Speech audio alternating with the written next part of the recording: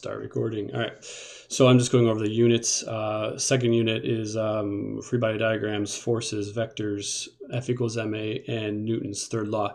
And the third law is for every action, there's an equal and opposite reaction, force. And for that one, I'm just going to spend a second on this one because I want to make sure it's clear that the force is always going to be equal. It's always an equal and opposite force. So the best way to remember that is just switch around the nouns. So just remember, if you push on a box, the box pushes on you. And that's just it. So if you pull on a rope, the rope pulls on you. If the car tire pushes on the road pushes on the car tire. And the force is always equal and opposite.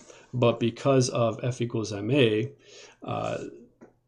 depending on the mass, the acceleration will be different, will likely be different if the mass is different. So the force will be the same, but the acceleration will be different. So going forward, we then got into Unit 3, which was two-dimensional motion, things like projectiles, horizontally launched, and things that are launched from the ground and go in an arc. They always go in an arc, but horizontally launched where there was no initial velocity in the y direction. And then after that was circular motion, just things moving in circles. After that, we got to Unit 4, which was impulse and momentum. So I have a card ready to go. And again, I'll put this up again throughout, but you're gonna have to squeeze everything on one 3x5 card, and you can write whatever you want. You don't have to write what I've got. And you can write anything or everything you could fit. You could use both sides. As long as it's a 3x5 card, you're fine. So I've got that here. I'll put this up in class on Monday tomorrow. And I'm just going to refer to this as we go on. So you can see I start in the top left corner. I've got some of the kinematics equations. I don't have anything about graphing, so that's something you might want to add. We'll get to graphing in a few minutes. I didn't put the little subscripts denoting the x's and the y's. I just left them blank. So remember, this can apply horizontally or vertically. And in this case, I did use an x because I had to use something, but this could easily have been a y equals y naught. Again, it just depends on what direction you're moving. And the acceleration, of course, would have to be, because you don't want to mix x's and y's, the acceleration, if you're moving in the x direction, if you're moving horizontally, then your acceleration better be in the horizontal direction. One thing I've noted over here is that acceleration in the x direction is pretty much always going to be 0. We've never had a situation in which it wasn't. So going forward, we got a couple other ones. This last one in the square root equation. Just remember that you can only use this if the initial velocity is 0. So that's going to come in handy if you get in a situation like this. But also, like if a car starts at rest and accelerates, if the initial velocity is 0, whether it's being dropped, like a projectile being dropped or rolling off a table, or if you have something starting from rest, you can use that to figure out the time. So one thing, and I'll do one of these later in a catch-up situation where one person leaves and the other one person goes to chase them, the distance is equal to velocity times time. I just got that from the second equation up here. And you got to remember that the distance is the same for both. Vectors, again, there's 3 or 4, I guess, rules or steps. If you notice that they're in the same direction, you just add them. And I would go in this order too. So if you have a lot of vectors working on an object, go 1, 2, 3. See if there's any you can add, and then subtract any that are going in the opposite direction. And then if you're left over with things that are perpendicular to each other, like this, then you have to use the Pythagorean theorem. The fourth step would be if you had to resolve them into their x and y components, and then you basically just repeat step 1, 2, and 3 once you get that done. Okay, there's a little bit about the projectile motion. Again, we'll get into all that again, and just some things you might want to know. You take your initial velocity, you break it up into its x and y components, and Vy naught or V naught Y, it doesn't matter which one, is going to be the V naught times the sine of the angle, and the other one is for the Vx naught. I believe I might have messed that up in class on Friday, so I'll make sure to rectify that on Monday tomorrow. Again, some constants. Ay, the acceleration vertical in the y direction, is always going to be negative 9.8 meters per second. Always. If you're on Earth, gravity is always pulling you down. And if you throw a ball up in the air, gravity is always pulling down at every moment. The velocity will change from time to time as time goes on, but the acceleration is always 9.8. So just remember that.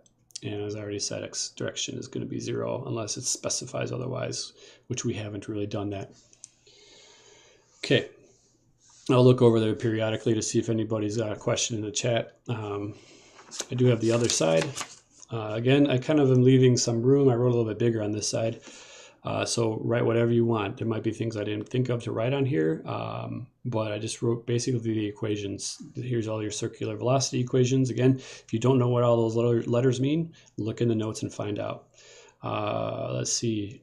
This was sort of tacked on here at the end because I forgot to write that earlier. Weight is Fg equals mg. This is just Newton's second law. And then all the momentum equations.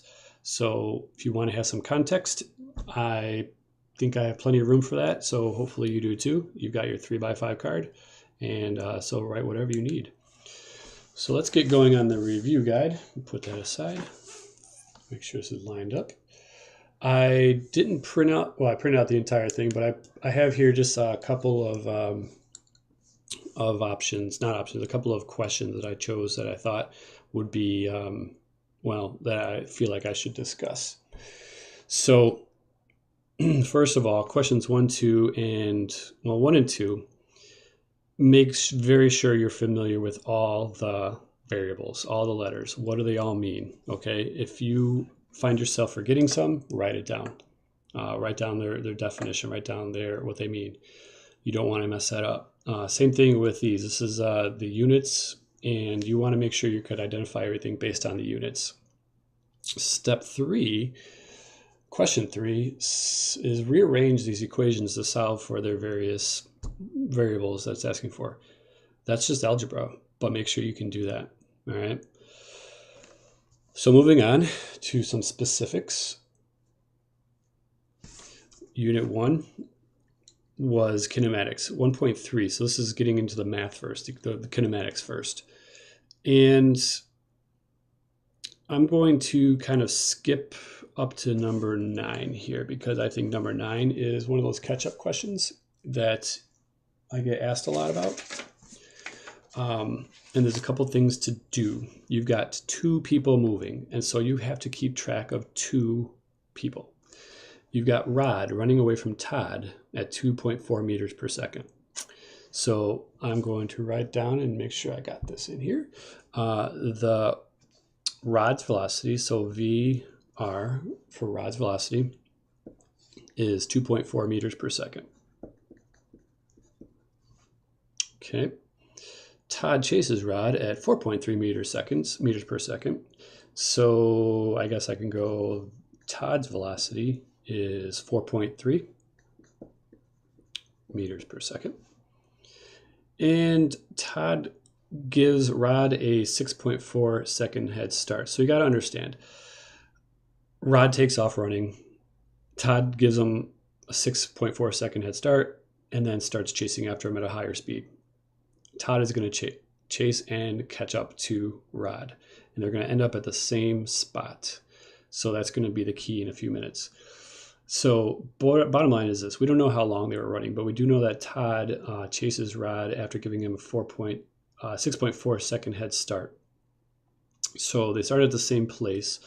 So what we're going to talk about now is their times. And since Todd gave Rod a 6.4 second head start, that means Rod will have been running for however long Todd was running for, plus that 6.4 second head start that he got. All right. So we just set it up as best we can. We don't know actual numbers.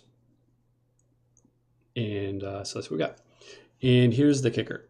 The distance that Rod goes is going to be equal to the distance that Todd goes. Okay, so I just kind of listed my variables there. As I have on my note card, and it comes from this middle equation, like I've mentioned before, this one right here.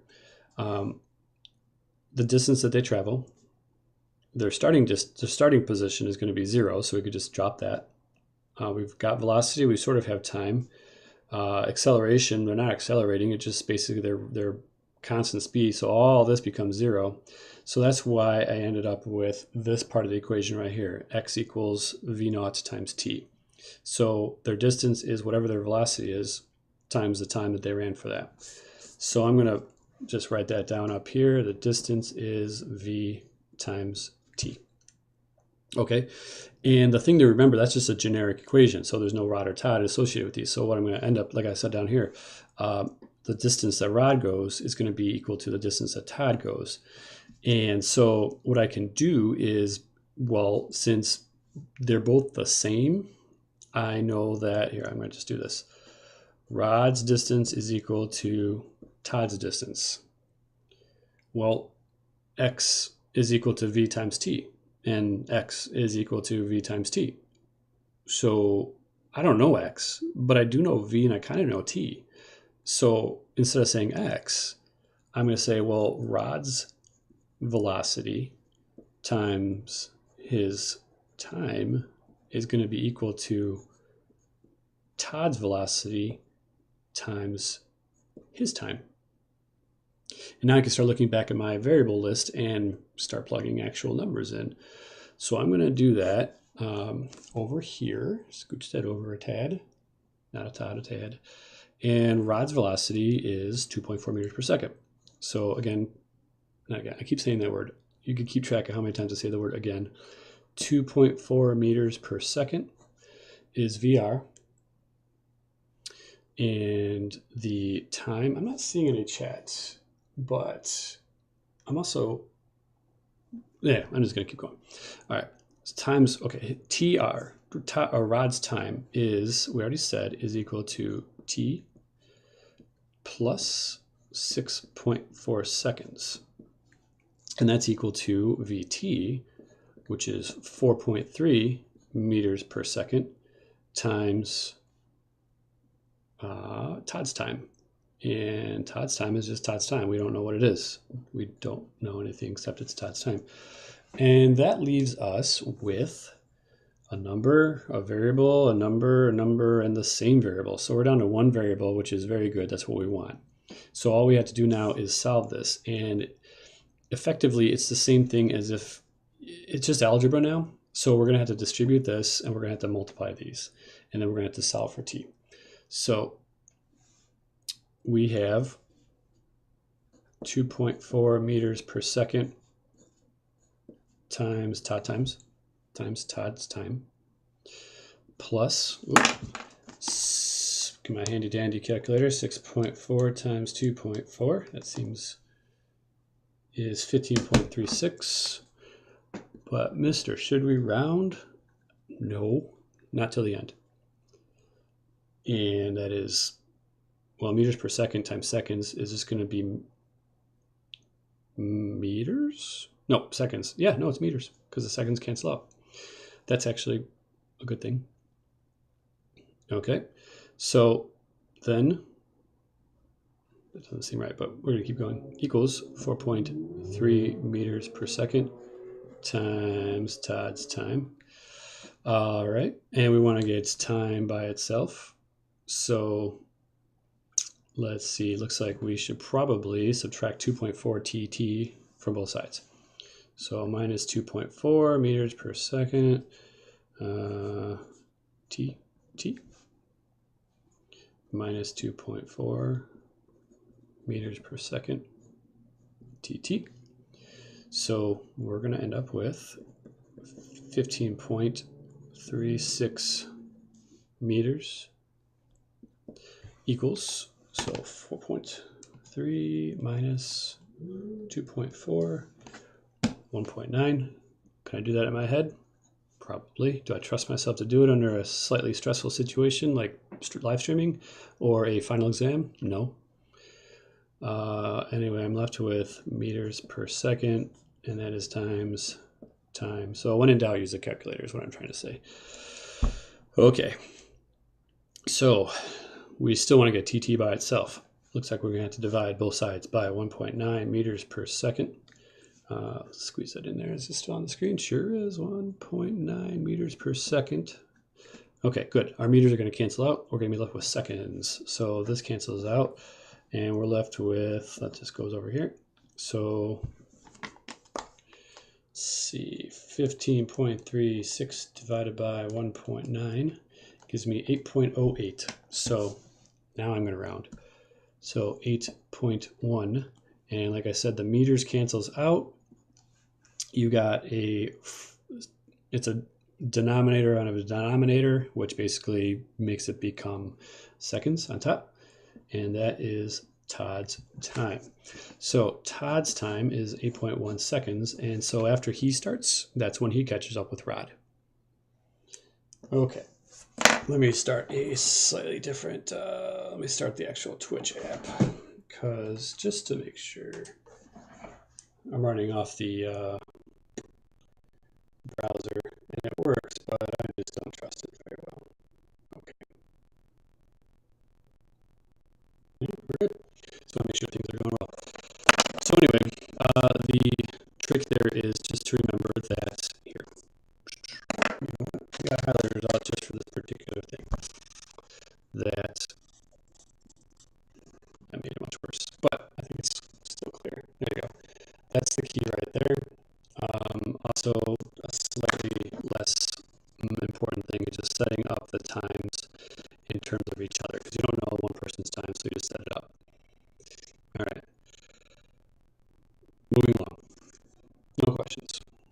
Okay. So 11, 12, 13, 14, and 15 is acceleration. Just acceleration is one of those things where, like I said, when we learned it originally, we know maybe a quarter to a half of what it actually means. Acceleration, when you say acceleration, most people think speeding up, and that's fine, because that'll happen. But acceleration is a change in velocity, and like I said in class, I tend to think of acceleration as like the wind, where if you're moving into the wind, it's going to slow you down, but if you're moving with the wind, it will speed you up. So if you have a positive acceleration and your velocity is positive, you will speed up. But if you have a positive acceleration and you have a negative velocity, you will be slowing down. And then the inverse is true too. If you have a negative acceleration and you're moving positively, moving forward, you will slow down. If you have a negative acceleration and you're moving backwards, you have a negative velocity, you will speed up by going backwards. So just make sure you get all that. All right. The volume is messed up. Explain. Is it too quiet or too loud? Somebody chatted. Chat that the volume is messed up. All right, give me more information. I will see if I can fix that. It looks fine on my end, but you never know. All right.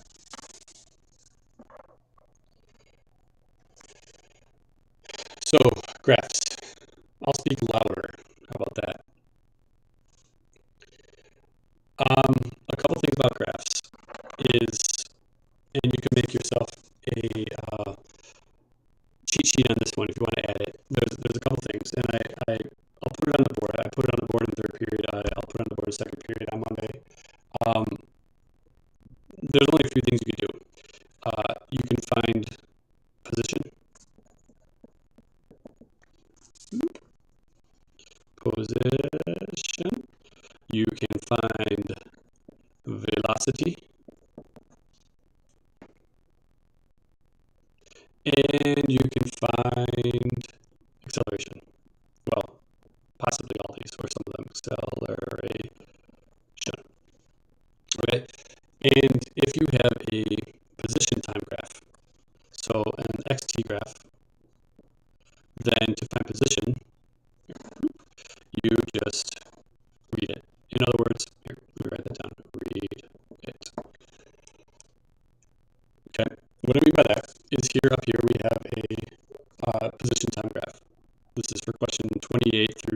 27 looks like.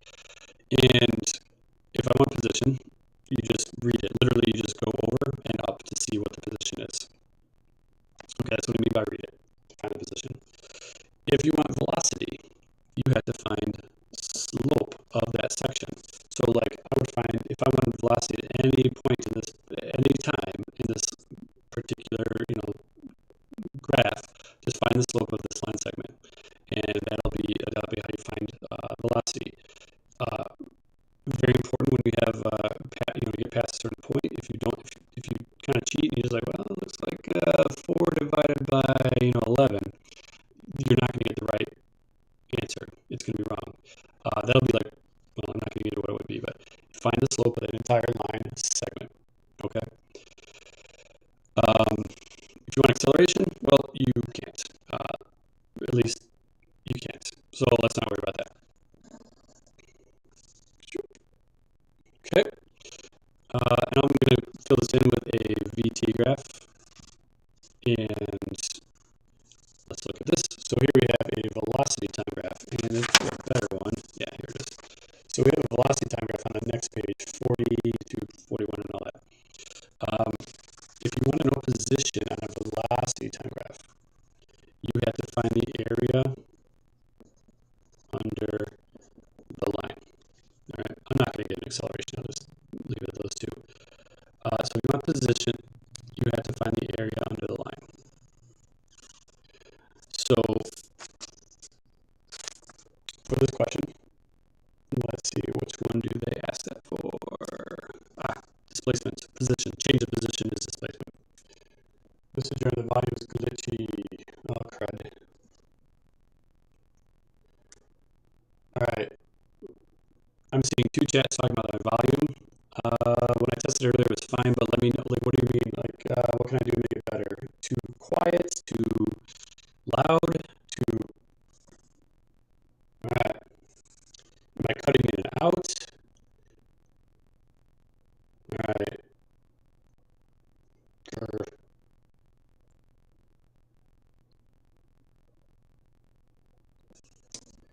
Let me know. Too quiet, too loud, too like cutting in and out. What do you mean?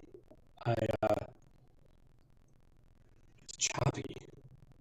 Crud. I don't think anybody's watching anything on Netflix. All right. I'll see if I'll keep an eye on things and see if I can find places to improve it. I'm looking at my meters and it's not too loud or low, just going in and out. Okay.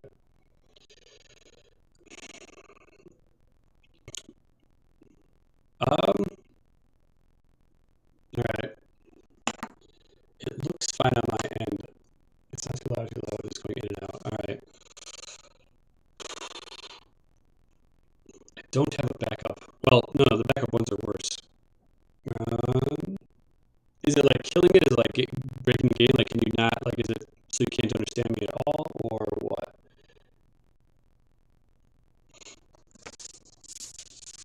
Meanwhile, I'm going to finish this up. I'll keep an eye out on the chat.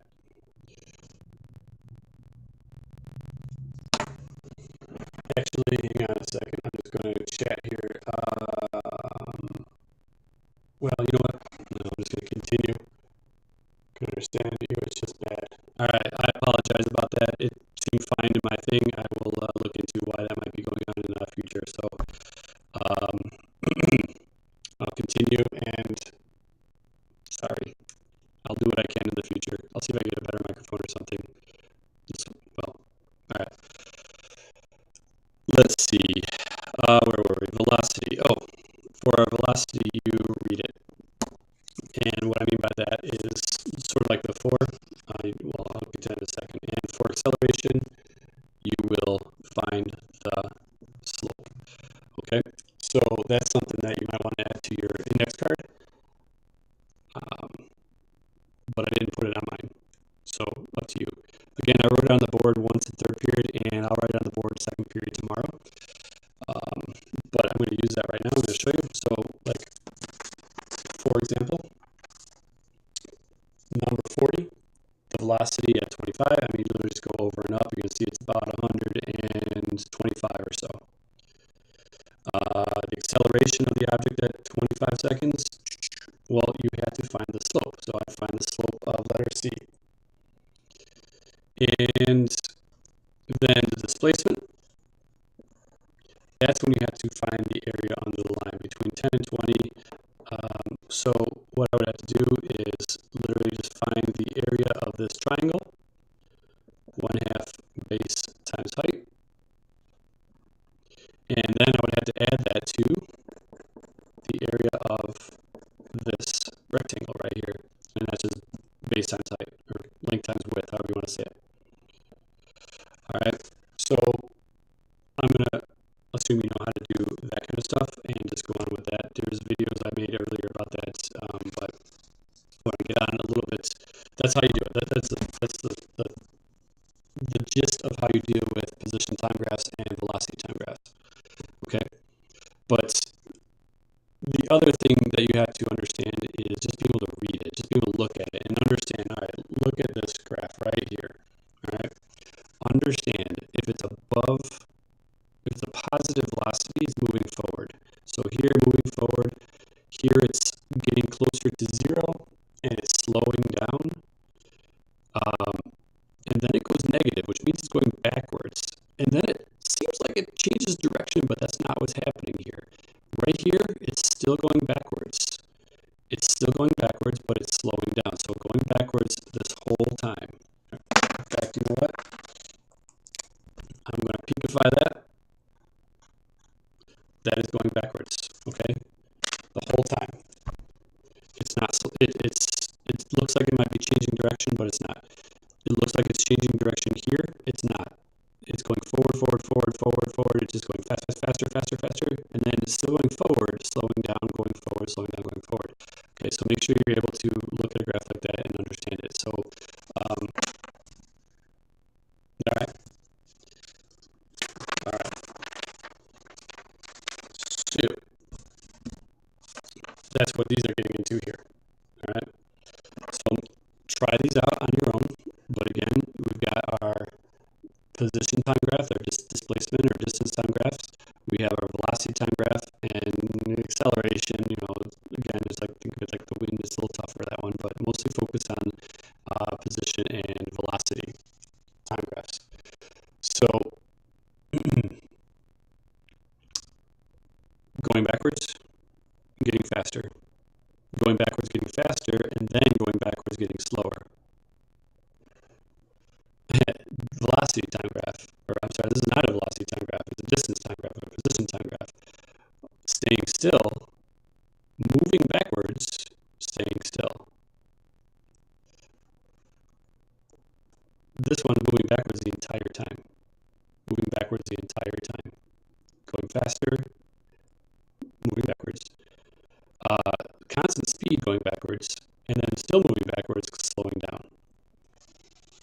So look at those and try again. There's notes. I have specific notes on those. So see if you can describe the motion for these in your own words. Okay. All right. 58. Inertia is the word. Inertia. And if you're moving, you're going to keep moving. Okay. It's not just you, it's anything. So if you got, you know, a box next to you on the bus, if you got your, you know, saxophone case on the bus and the bus driver slams on their brakes, the saxophone case is going to continue moving forward at whatever speed it was moving, and it's going to seem like it got pushed to the front, but in reality the bus is stopping and the saxophone case keeps moving forward.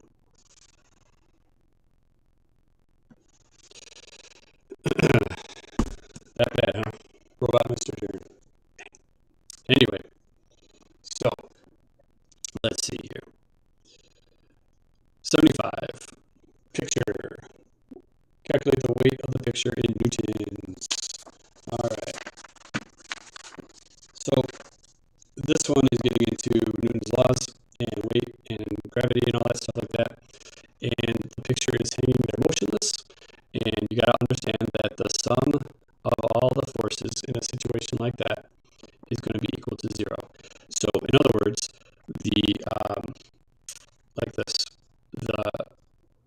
we got a picture, we've got the downward force of gravity, and we've got our two forces, and I drew that kind of not to scale very well, but our upward forces of those two wires has to equal out to the force of gravity.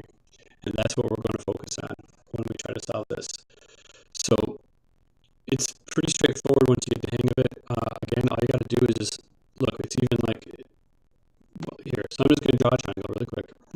With my triangle, I have a tension force going up and to the left, and that is 55 newtons. I know that I've got an upward and a sideways force, a horizontal and a vertical force. My angle is right here. And this is the only one I really care about, Fy, because the Fy has to equal the Fg. The force in the force here in the y direction pulling upward has to equal the force of gravity pulling downward. So I'm only interested in that one. That is my opposite side, so I'm going to mark it as such. It's opposite of the angle, and when you have opposite, that's so it's probably I think I wrote it down on my card. I would write it down on my card if I were you. So really all we need to know is this equation, and it turns out that the hypotenuse, the force, is equal to the let's do that over. I probably need to erase that. How do I do this? Let's just write it like this. The hypotenuse is equal times so capital the O is sine times the sine of the angle will be equal to the opposite side. Okay. So that's what I'm going for. That is supposed to be multiplication right there. So I'm just going to rewrite that in this other way. Opposite is equal to h times sine of the angle. My opposite side is what I'm trying to find, Fy. So Fy is equal to 55 newtons times sine of 35. Okay, when I plug that into my calculator, Fy is equal to 31.5 newtons. So all that means is that particular wire is pulling upward with a force of 35 newtons, 31.5 newtons. We have another wire, and it just so happens to be the same exact angle, the same amount of force. So what I know is that Fy1 plus Fy2, so those are the two wires pulling up, plus Fg, that's the gravity pulling down, has to equal 0. And because I know that this is 31.5 newtons plus, again, same force, 35 degree angle, plus 31.5 newtons, plus this force of gravity has to equal 0. I just have to solve for the force of gravity. And so I'm going to rearrange this a little bit. 31.5 plus 31.5 is going to give me, let's just kind of move this party up here. So that's 63 newtons will be equal to the negative force of gravity. So I guess I should say the force of gravity is negative 63 newtons. And it calculates the weight. Okay, I'm done. That's my final answer. All right. If I want to go further and calculate the mass, well, I can do that. And so F equals mg. Fg equals mg, actually. So all I got to do is take my negative 63 newtons is equal to the mass times negative 9.8 newtons per kilogram. I divide both sides by negative 9.8, and mass ends up being a big glare. That's slightly better. So negative 63 divided by 9.8. So the mass, if I wanted to know this, is 6.4 kilograms. Okay, this question didn't ask that, but that's what it is. That's how you find it. The question is on the chat, what's going to be the hardest or longest problem? I can't answer that. Depends on what you're comfortable with. I don't know. And even if I did know, if I had my own opinion, I wouldn't be very helpful to you. So there's a lot of questions though on this test, and so make sure that you don't just focus on the long and hard problems. Make sure you focus on getting everything. Okay, I'm just going over the more difficult questions, but the rest, again, like I said earlier, make sure you do that front page. Make sure you understand all the concept behind this stuff, the variables and everything like that. Make sure you do all the questions. Look, I'm on question 93 of the review guide. There's a lot. Make sure you're prepared. All right, we've got a cart being held in place by a frictionless ramp. So this is the ramp question. And let's just draw it really quick. So I'm just going to sketch it. This is in my, so we've got a ramp on a we got a cart being held on a frictionless ramp. And we've got a tether, which is just basically a little rope or something, holding it back with 500 newtons of force, parallel to the ramp. Calculate the mass of the cart if the incline is 42 degrees. Okay, 42 degrees. So I'm just going to mark that as that. Driving out. All right. So we got to understand gravity is pulling down. Those are the only two forces acting on it. Gravity pulling down and this tether, which is a rope, holding the cart back up on this ramp.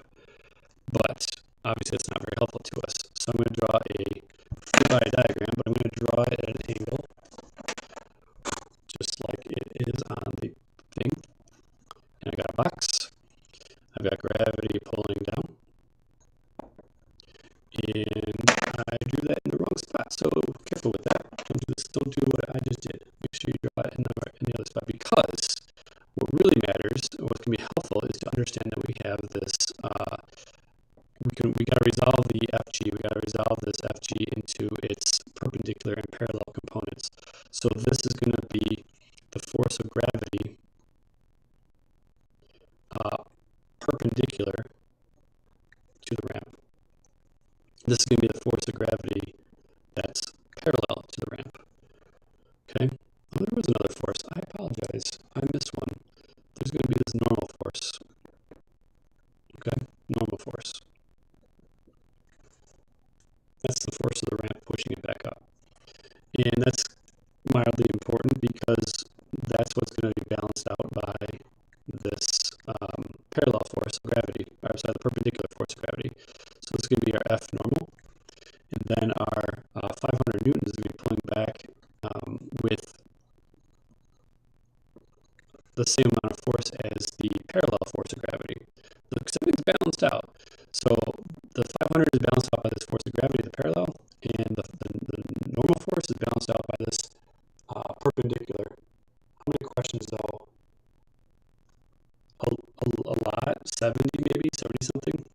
So 70 some questions. I can give you a better estimate tomorrow maybe. That's on period 2, by the way, period 2. Period 3 has like 30 questions, but they're completely different. We can talk about that all later. All right, where was I? Let's finish this question. I think this is the last hard question I want to answer. We want to know the mass of the cart. And to get the mass of the cart, we need a force of gravity. Okay? And so to figure out the force of gravity, well, we know a couple things. So I'm going to redraw this triangle a little bit bigger right here. And it might not be perfectly to scale, it doesn't matter. We know that this is going to be our angle, and we need to find the force of gravity, and we actually know that. Okay, I just got done saying saying this is equal to the 500. So I'm going to draw, this is going to be our opposite side. Little pen, don't work. This is our opposite side. This is our hypotenuse. Okay, it's going to complete that. It's opposite. And so we're going to use trig to figure it out. All right, we're going to use trig to figure out our FG because we know that FG parallel is equal to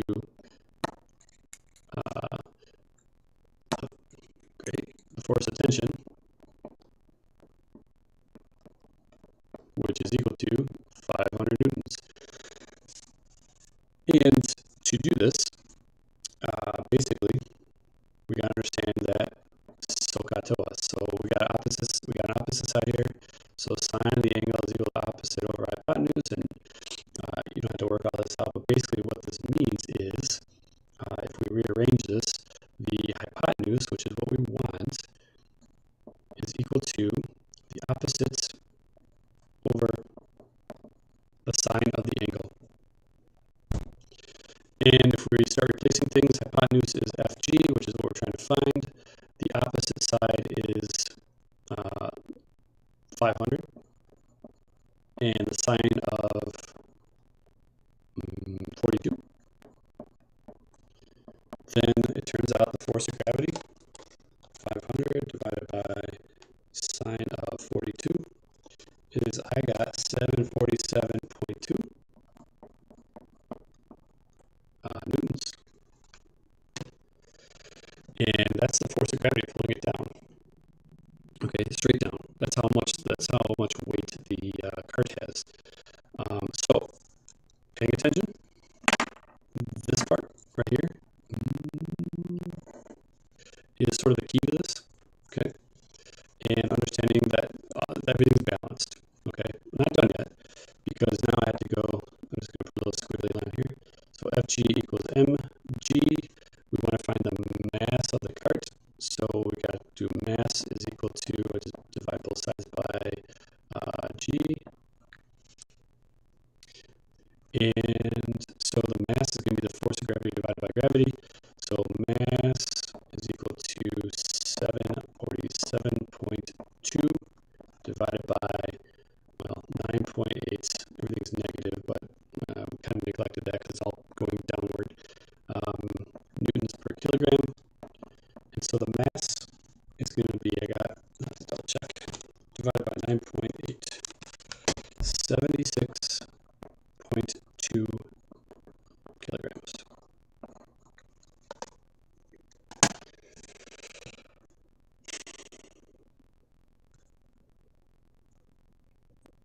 That's that.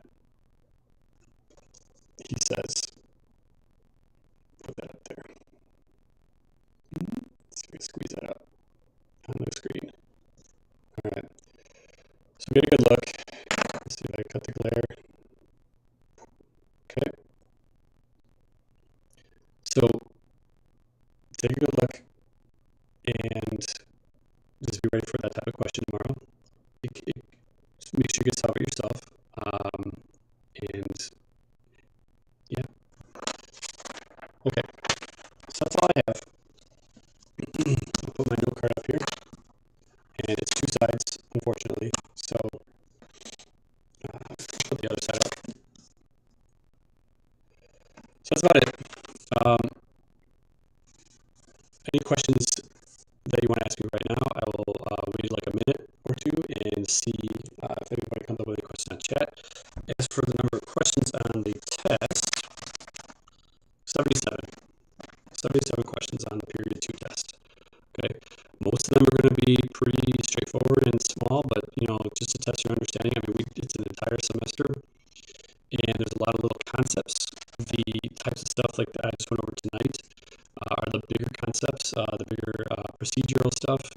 There's some conceptual stuff to make sure you understand, but I mean, you're going to expect any types of questions from, like, what's the acceleration due to Earth's gravity? 9.8. Okay, check, got that one right. But then you might see a question like, what's the mass of something on a ramp? All right, so with 77 questions, you're going to see the majority of them are going to be pretty basic, or at least easier to